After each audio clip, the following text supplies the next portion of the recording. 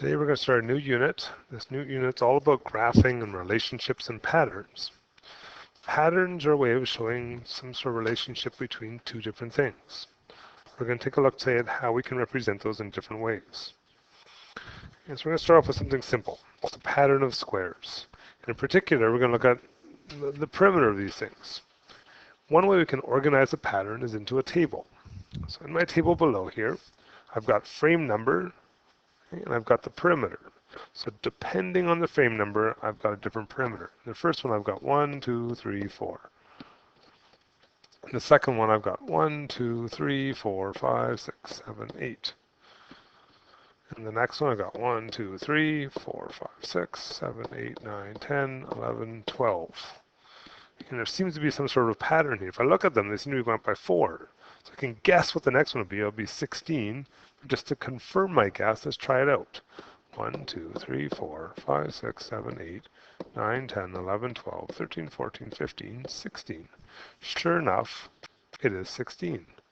So I don't really need to make frames anymore to be able to figure out the rest of the pattern. If I think about this, every time I go up 4,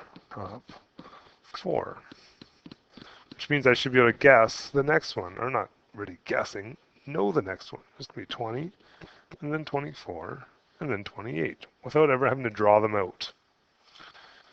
This is one way of representing a relationship, making a table. And the second way I can do this is by graphing this table.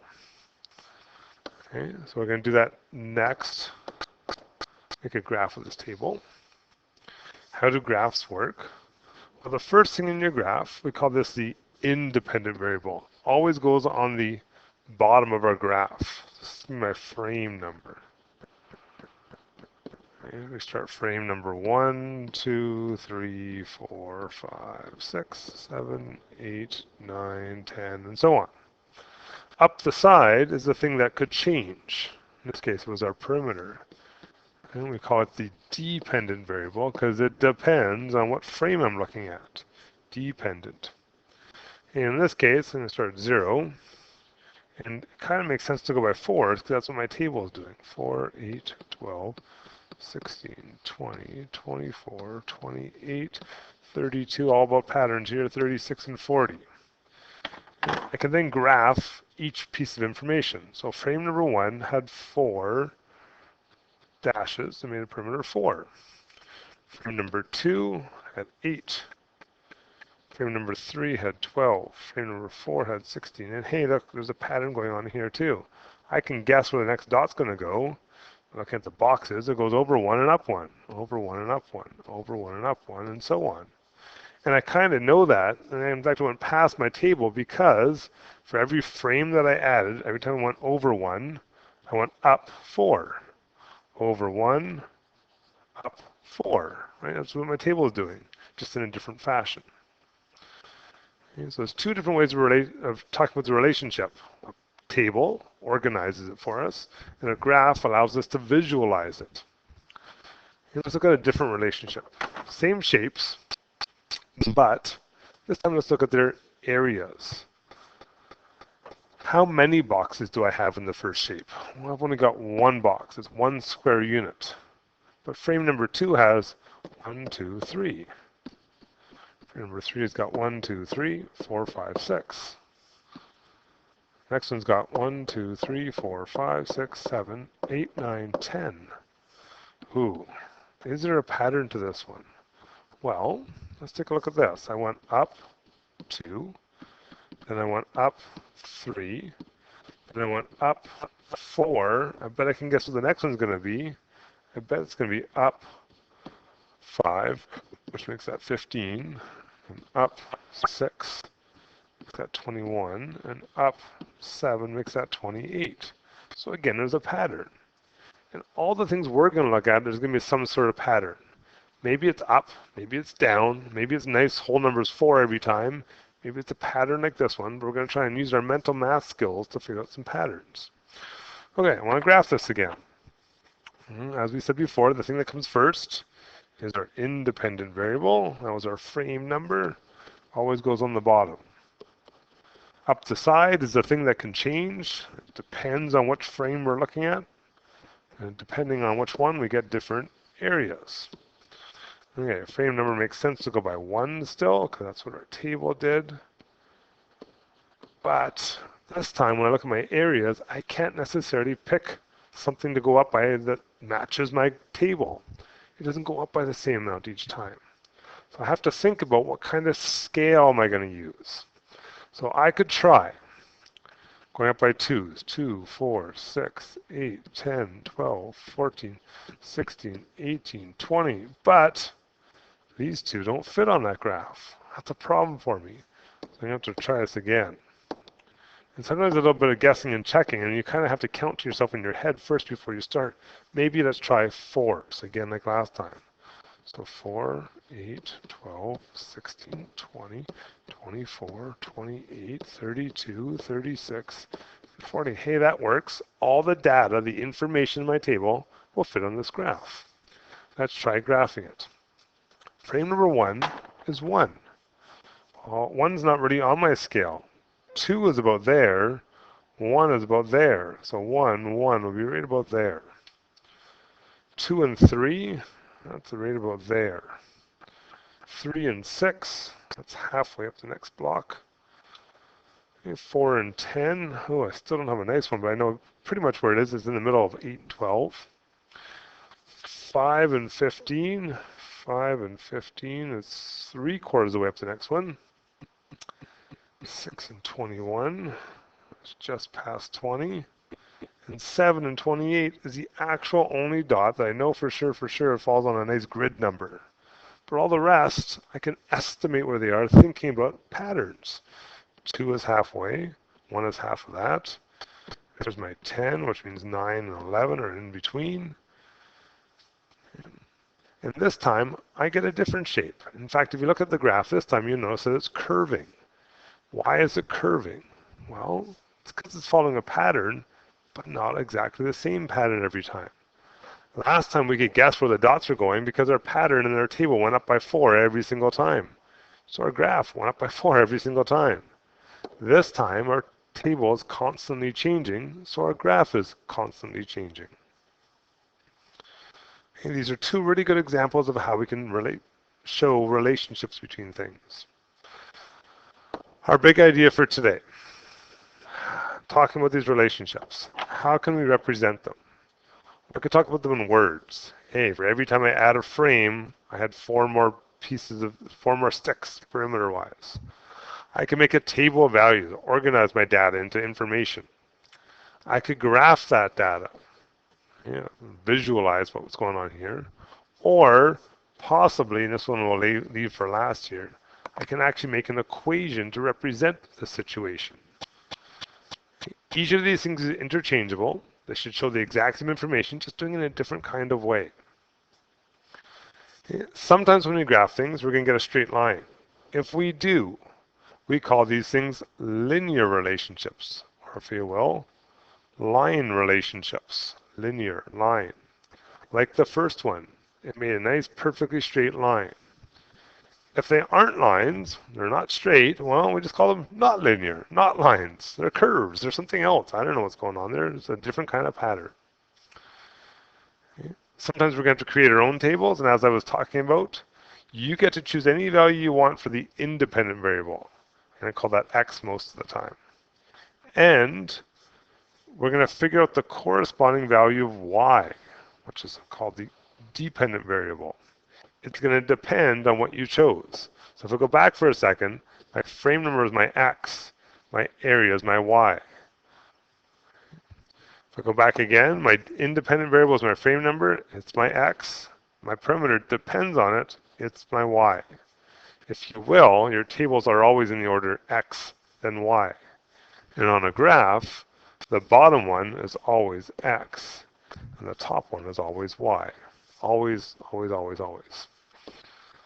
Okay, we're going to try one more relationship, an example of how this is going to all be put together. We got Chris. He runs a window washing service. He charges a flat rate of $5 plus $3 per window. Okay, create a table of values that shows the relation between the number of windows and the cost. So the cost of these windows depends on how many we wash. So if I'm making a table, the first thing I'm going to write down is my number of windows. Okay, the number of something is always your first column. And again, it's usually our X. Our cost depends on how many windows he washes. It's going to be our Y usually. Well, how many windows does he have to wash? He doesn't actually have to wash any. And if he doesn't wash any windows, he charges a flat rate of $5. Just to show up, you got to pay him $5. Okay. For every window after that, he earns $3 per window. That's his rate. So I have to go up 3. That's $8. If I wash another window, I go up 3. That's $11. Wash another window, up 3. That's $14. And so on, forever and ever and ever, as far as we know, until it gets too tired. This is my table. I want to graph this information. How do I graph it? Well, the number of windows was our first column, so it goes on the bottom. The cost was our second column. It depends on how many windows. It goes up the side. And then I got to pick a scale. Well, looking at my first column, it's going by ones. So let's go by ones. I'm not going to label every one of them. I'm going to go every second one. But they're still going by ones, right? I could put the number 1 here if I wanted to. I just don't need to put it there. My other number is going up by 3s. But if I put 3 on here, and then 6, and then 9, and then 12, it's actually kind of hard to graph the numbers because my numbers, 5, 8, and 11, fall in between those things. So I'm going to pick a different scale to do this with. What kind of good scale could I work with? Well, maybe I can go by 2s this time. 2, 4, 6, 8, 10, 12, 14, 18, and so on. So even though some of my numbers fall between them, they fall in nice spots between them. The number 5 is halfway between 4 and 6. So if I'm graphing the first dot, no windows cost $5, I know for sure it's right in the middle of that thing, halfway between 4 and 6. 1 and 8 is a nice one. 2 and 11, well, 11 is halfway between 10 and 12, so it's right there. 3 and 14, it's right there. 4, oh, I didn't do 4. Oh, I kind of skipped 4 there. Look at that. That should be the number 4, I think, right? 4 and 17, right there. And then if I wanted to do the next one, 5 and 20 would make the most sense, following my pattern. There's my graph. Now, usually with these graphs, we're going to take our rulers out and join them together and put an arrow on the end to signify that this relationship could keep on going. I could do the next window and the next window and the next window until infinity, as far as we know, just like our table shows. Okay, there's our graph. C, here's my new one. Write an equation for the total cost. So when I make equations, what I'm going to do every time is I'm going to define my variables. And I do that by taking my letters, X and Y, and saying what they're going to stand for. X is always going to be the number of somethings. In this case, the number of windows. It's the thing that goes on the bottom of your graph, or the thing that goes in the first column. Y will be the other one, the cost. It's the thing that goes up and down in your graph, or in the second column. And every time I write this relationship, here's how it's going to look. Y equals. My cost is, well, it starts at 5. I call this thing my initial or starting value. And then it goes up, so it's a plus sign, by $3 every time I wash a window. So I'm going to put it 3 times X. And this is called my rate. That's how much he gets paid every time he washes the windows. I've got times it by 3 every time. There's my equation. That's what they're going to look like every single time. Tell me what the letters stand for, and then write it out. Y equals your initial value plus, or in some cases minus, if it goes down, your rate. Okay, how much would Chris earn from washing 37 windows? Here's why the relationship as an equation is really handy. If Chris washes 37 windows, I can take my equation y equals 5 plus 3 times x.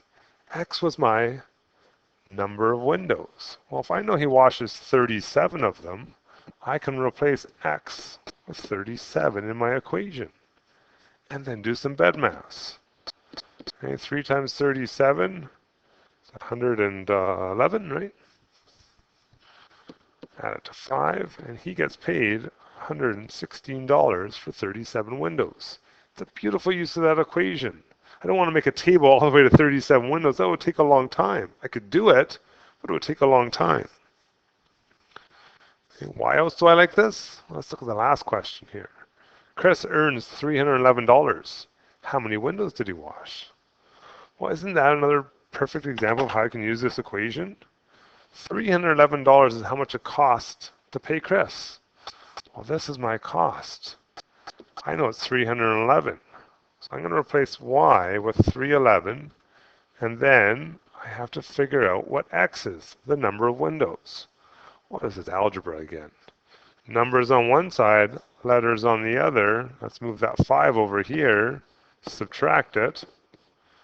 We got 306 equals 3x, but we don't want 3x's, we want x.